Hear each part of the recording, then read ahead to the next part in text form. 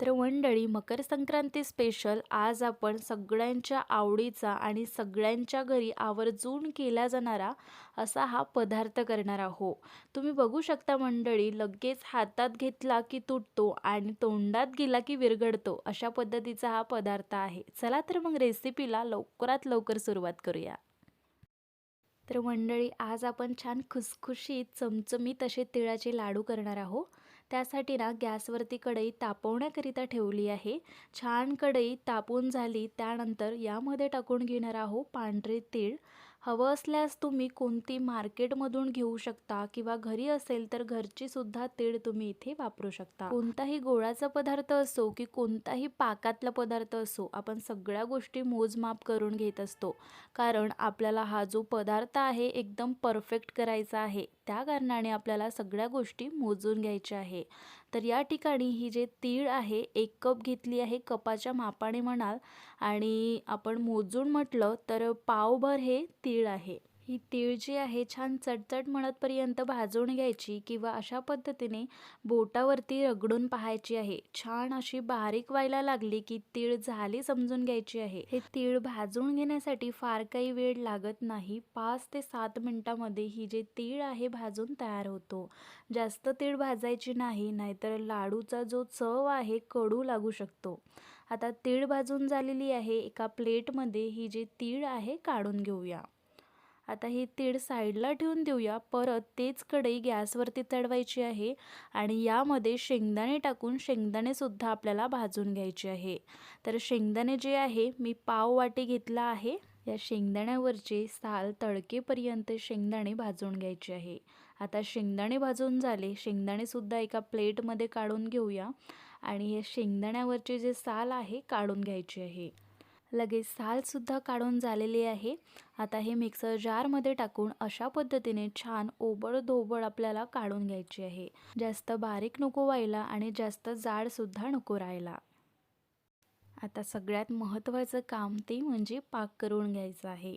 आपण गुळाचा पाक करणार आहोत. त्यासाठी ना इथे तूप टाकून घेतलं 1 चमचा आणि ज्या कपाने आपण तीळ मोजून घेतली होती त्याच कपाने इथे आपण 1 कप एवढं गूळ घेतलेला आहे. म्हणजे जेवढी तीळ घेतली त्याचनुसार आपल्याला तेवढ्याच मापाने गूळ घ्यायचा आहे. आणि हो, गूळ आपल्याला बारीक कट करून घ्यायचा आहे, म्हणजे जो पाक आहे व्यवस्थित तयार होतील आणि जास्त वेळ घेणार नाही छान पाक शिजण्यासाठी. आता आपण यामध्ये गूळ टाकून घेतला आहे. छान एकत्र करून घेऊया आणि सोबतच 1 चमचा पाणीसुद्धा टाकलं आहे. जर लाडू तुम्हाला खूप जास्त दिवसांसाठी ठेवायचे असेल ना तर पाणी नको टाकू. तर मंडळी, या ठिकाणी ना गूळ मेल्ट व्हायला लागला आहे. लगातार आपल्याला हे जे आहे तळापासून मिक्स करत राहायचं आहे. याला सोडून कुठंही जायचं नाही, कारण हा जो गूळ आहे लवकर करपतो आणि जळण्याची शक्यता असतो. तर त्या कारणाने आपल्याला हे जे गूळ आहे ठेवून कुठं जायचं नाही. मस्त व्यवस्थित एकत्र करत जायचं आहे. आपोआप ते मेल्ट होत जातो आणि व्यवस्थित शिजून तयार होतो. तर मंडळी, या ठिकाणी तुम्ही बघू शकता 1 ते 2 मिनिटामध्ये अशा पद्धतीचा पाक होऊन जातो. छान यावरती बुडबुडे यायला सुरुवात झालेली आहे आणि पाक आपला इथे रेडी झालेला आहे असं वाटतंय मला. आता एकदा आपण पाक ना चेक करून घेऊया. एका बाउलमध्ये किंवा वाटीमध्ये पाणी घ्यायचं आहे आणि त्यामध्ये हा जो पाक आहे टाकून बघायचा आहे. चेक करायचा आहे पाक.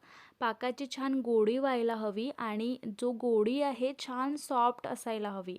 तर इथे परफेक्ट असा पाक रेडी झालेला आहे आणि ज्या वेळेला आपण पाक चेक करत आहोत त्यावेळेला आपल्याला तो जो पाक शिजत आहे तो फिरवत सुद्धा जायचा आहे, नाहीतर पाक जो आहे ओव्हर कुक होऊन जातो आणि लाडू आपले कडक होऊन जातो. अशा पद्धतीने आपल्याला हे जे प्रोसेस आहे करायची आहे. नंतर यामध्ये तीळ जे भाजून घेतली आणि जे शेंगदाणे आपण साल काढून घेतले होते ते पूर्ण शेंगदाणे तीळ टाकून घ्यायचे आहे आणि छान अशी एकजीव करून घ्यायची आहे.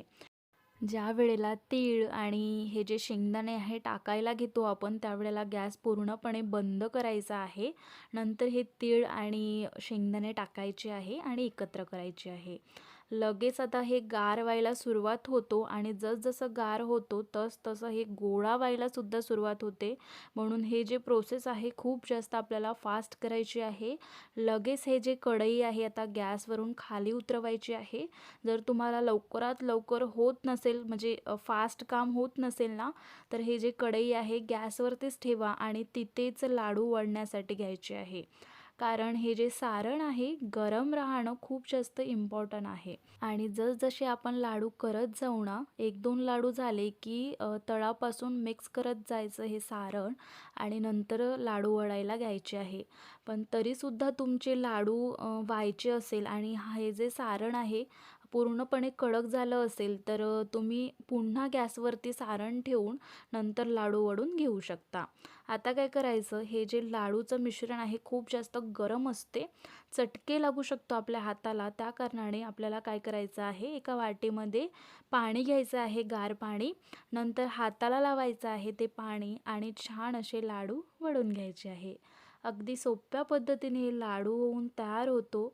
छान खुसखुशीत, चमचमीत असे हे जे लाडू आहेत तयार होतो. तुम्ही बघू शकता किती सुंदर लाडू तयार झाला आहेत ना? तर मंडळी या ठिकाणी पूर्ण लाडू मी करून घेतली आहे आणि शेवटचा सुद्धा लाडू झालेला आहे. आता लाडू जे आहे मी तोडून सुद्धा दाखवतो. किती सहज तुटला जातो तो लाडू. तुम्ही बघा. किती सोप्या पद्धतीने तोडला आपण आणि तो सहज तुटला सुद्धा. अशाच पद्धतीचे जर तुम्हाला लाडू करायचे असेल ना, तर पूर्ण व्हिडिओ डिटेल आणि छान लक्षपूर्वक पहा आणि ही रेसिपी जी आहे तुम्ही नक्की ट्राय करून पहा. रेसिपी कशी वाटली तुम्हाला नक्की मला कमेंटमध्ये सांगायला विसरू नका आणि या संक्रांतीला ही रेसिपी ट्राय करायला विसरू नका. भेटूया अशाच नवनवीन आणि चमचमीत रेसिपी घेऊन. तोपर्यंत मस्त राहा आणि हो, जाता जाता तिळगुळ घ्या आणि गोड गोड बोला. थँक्यू.